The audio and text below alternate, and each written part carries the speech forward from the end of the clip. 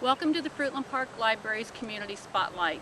Today we're down here at beautiful Veterans Park in Fruitland Park, and we're going to be talking with Mary Ann and Mark from the Lake County Water Authority about water conservation. Hi, Mark and Mary Ann, thank you very much for coming out today and explaining to us all about the water conservation. I'm sure our viewers are going to enjoy this presentation. Thanks very much, Sherry. Turn it over to you. All right, we're looking forward to talking about indoor and outdoor water conservation today, Mark. Why don't we start with outdoor stuff? That sounds great. What do we have first? Well, I see a couple different kinds of sprinkler heads here. Oh, yes. So we've got many kinds of sprinkler heads. Let's talk first about why would we be talking about water conservation and talking about sprinkler heads? Well, one of the things is, now that it's daylight savings time, we're able to sprinkle twice a week. Right. After the time changes in the fall, we're down to once a week, and that's okay because the grass isn't growing so fast. So one reason to talk about it is because it's summer right now. Our time, time has changed. So, and just so that you know, if you are an even number address, you are permitted to water on Thursdays and Sundays. If you're an odd number address, you water on Wednesdays and Saturdays. And that would be after 4 p.m. and before 10 a.m. 10 a.m. So there should be no watering before 10 a.m. and 4 after.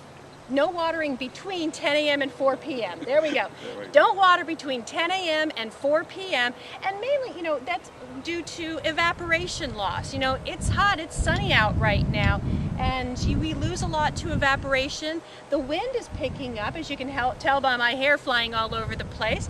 And that's going to blow the water that's coming out of your irrigation heads. It's going to blow that away from where you want it to sprinkle. The winds calm down in the evening. They're calm in the morning. The perfect time to water is first thing in the morning. So get your irrigation timer set up. If you haven't taken a look at your timer, now is a good time to take a look at that. So make sure it's set for the proper times. And we're going to talk a little bit about the zones. So we've got 4 different kinds of heads here. We would never put all of these heads on the same zone. We have a massive sprinkler here. That's one of those huge, puts out several hundred gallons a minute. We've got a pop-up sprayer that's great for your beds, and then we've got these little misters that are perfect for putting water right where you want it on a plant. This irrigation head, this is best for large, broad expanses of lawn area. Without any trees or bushes in the way. To get in the way. It wants to go far and right in the middle of the yard. Exactly. Now this is a great one if you've got hedges that you want to water, but one thing you do need to make sure is these do come in different sizes and they pop up to different heights. And remember, your plants are going to grow, so if you put this down low and your plants grow over it, you're not going to be getting the water to where you need it to be. So every now and then you do need to check your irrigation. I generally run through mine every couple of, the wind is picking up now, isn't it? I run through my irrigation probably every 6 months or so, just to make sure that there's no sand in the heads, everything's working properly. Also that I didn't lose any of the tips, and that's when you see somebody with a geyser. Yeah, exactly. Yeah, and these, this type come in 360, so the thing will pop up and spray all the way around. But if you're near the house, you can also set it to spray 180 only toward the yard and things like that. And these are easy enough that even I can check the filters and things like that. These are very easy to easy to work out. And these little guys here should be on a zone all of their own because they are just putting out a minimal amount of irrigation water right to the roots of the plant that you want them to irrigate. Also, another good option on a zone of its own would be a soaker hose. So you are just watering the roots. Remember, it's not the leaves of the plant that need the water, it's the roots that need the water. All right, Mark, what else do we have here? Well, we've got mulch. Mulch. And believe it or not, Mulch can be a very good conservation method for saving some water. Absolutely. Mulch has a lot of benefits to it. The first benefit is that it helps to retain the soil, the moisture in the soil, so your plants are going to stay moister longer. If you like to use rock, you're going to miss some of the benefits that mulch provides. Rock is going to radiate heat back onto your plants, but there is a good place for that. About 18 inches or so from the base of your house out, that's a good place to have a rock barrier. That way you don't have this woody mulch right up next to your house inviting a buffet for termites. So if you want to use rock as a beneficial mulch, use it right there at the perimeter of your house. So with mulch, wood mulch is able to decompose and put nutrients back into the soil. So that's another benefit of having that. Plus, the right amount of mulch will also keep those weeds down. That's true. My wife told me to go to the store and get 20 bags of mulch. I decided to get this size. They're a little easier to haul around. Well, now we've got a sprinkler with a lot of different settings here. Oh, you know, and it's getting hot out here. Maybe we should Maybe hook that to a yeah, hose. that's right. We could run through run it. through it. So, one of the things about having a hose in your yard, we talked about irrigation rules and when you can and cannot use your irrigation system. You can always use a hose if you need to give something an extra burst of water, but you want to have a nozzle on it because, and this has happened to me, watering my plants, got stung by a wasp, had to run inside and get some medicine. I obviously dropped the hose. Did I run to the faucet and turn it on? No time for that. No, so because I let go, the water stopped. Now if I had just had a hose, water running, that water still would have been running. That's a lot of gallons of water wasted. Well, that's true. I had a neighbor the other day. She got a brand new tree, a beautiful tree, wants to take care of it, put the hose out to water the tree, got a phone call or something, and came back an hour later with a kind of a flood in her front yard. With a pond in the front yard instead. And, you know, and let's talk about that a little bit. If you get some new sod or some new plants, what's the best way to water it in? If you have a brand new set of sod coming in your yard, and a lot of people do, most of the time it's St. Augustine grass, which people think is a water hog and you know, is really hungry. But it's really not. We just have to train it to be more water conservative. And here's how you do that. When it first goes in, you're going to water every day. About a week later, you're going to cut back to every other day. A week after that, you're going to cut back to every third day. And by the fourth week, you should be on your regular schedule, that 2 days a week. Yeah, you really don't want that sod to get used to getting water from the surface. It'll put its roots out sideways. You want those roots to go down so that it can get moisture and so you really don't want to water too much or you'll always have to water too much. So let's talk about how much we should water. And I'm going to have you hold our rain gauge here. So this is a really large rain gauge. I like this one. If you can pick one up, go ahead and grab that. If you notice here, we've got a ½ inch, an inch and a half, and I've got a little ruler here as well. So when I turn my irrigation on to test it, I take some tuna fish or cat food cans. I put those cat food cans out, I turn on my irrigation system, and I let that first zone run until it's finished. Maybe it's set for 45 minutes. Keep in mind, every zone's got different types of heads putting out a different amount of water. So I need to check all of my zones. So I turn it on, I let it run, and then I measure with my ruler how much water did that zone put out in that period of time. What I'm looking for is no more than 3/4 of an inch. That's ideal. Anything more than that is a waste. Exactly. And anything less than that, like Mark was saying, causes the roots of your grass to grow shallow up to the surface.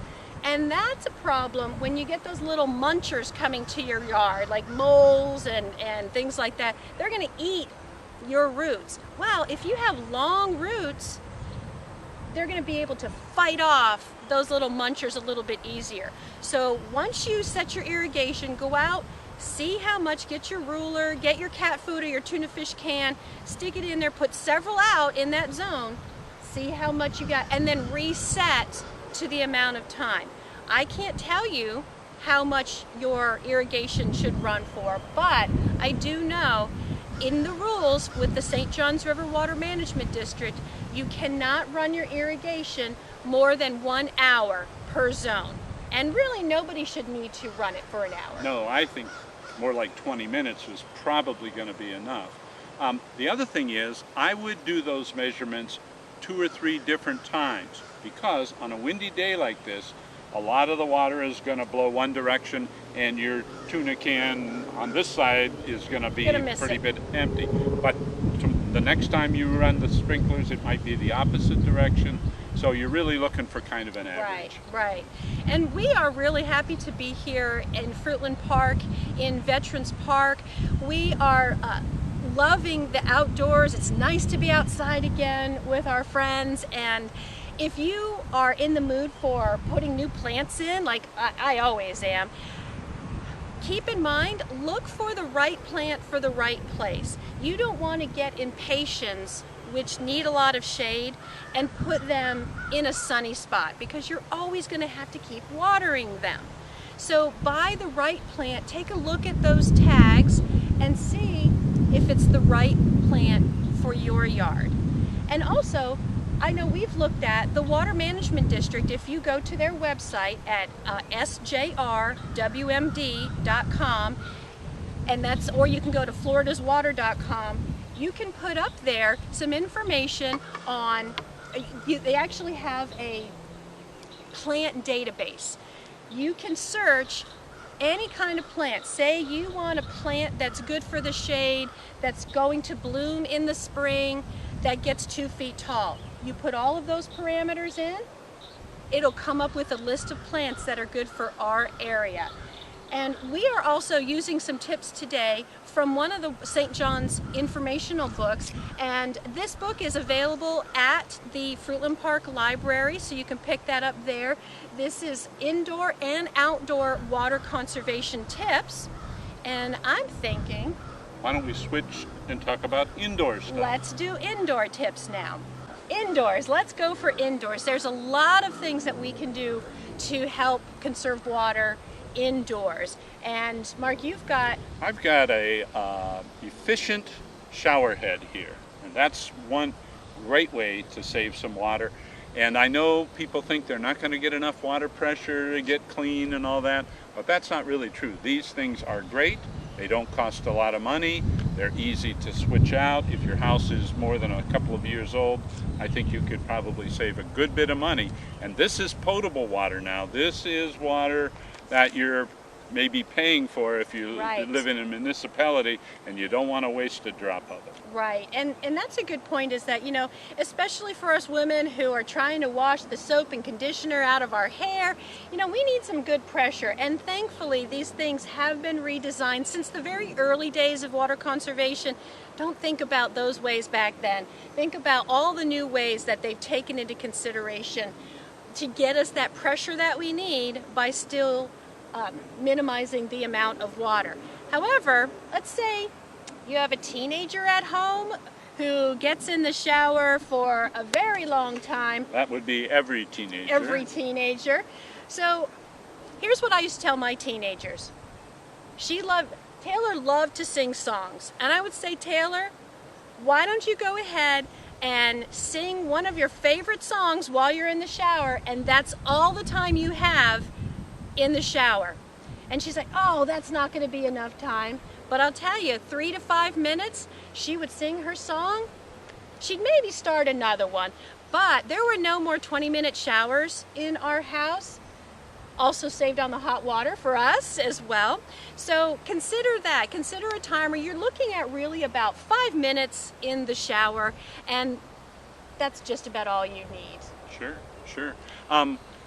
drips of all kinds, whether it's a dripping faucet or a leaky toilet or whatever. That is a totally unnecessary waste of water, and it really adds up. If that faucet is dripping a couple times a minute over several months, you have wasted hundreds of gallons of water. Yeah, just a leaky faucet that's just going at a drip, drip, drip, in one day can waste over 200 gallons of water.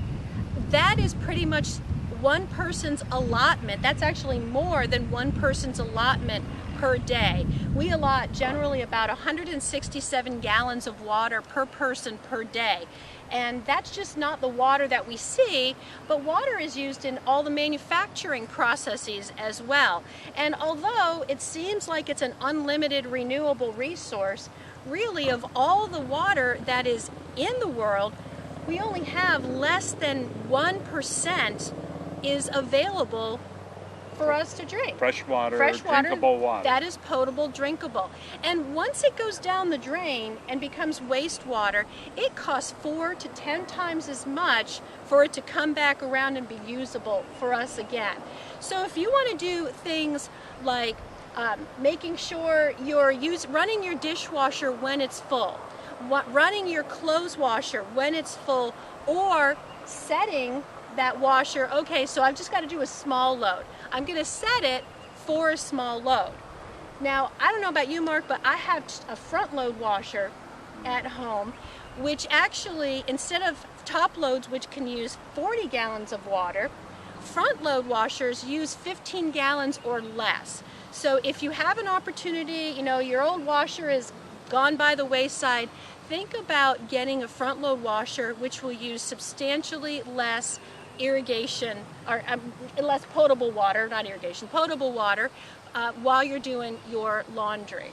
We got a new dishwasher a few months ago, and it has a whole bunch of different cycles. If we're washing something that's really dirty, we could do the full treatment, but there's also one for lighter use and things like that.